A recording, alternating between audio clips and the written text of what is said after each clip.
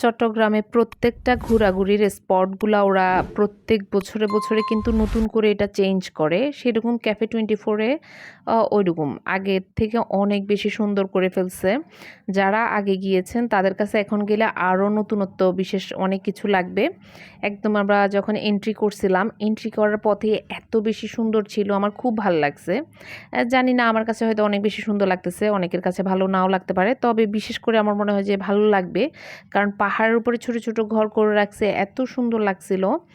আর বাচ্চাদের জন্য বিশেষ করে ওরা খেলতে পারবে, ওদের খেলার জন্য বিভিন্ন মানে প্লেসে ওরা অনেক ধরনের টয়েসগুলো বসাইছে। তারপরে রেলগাড়ি ছিল, নাগরদোলা ছিল, আবার এই যে এখানে বোট রাইডিং করা যাইতো।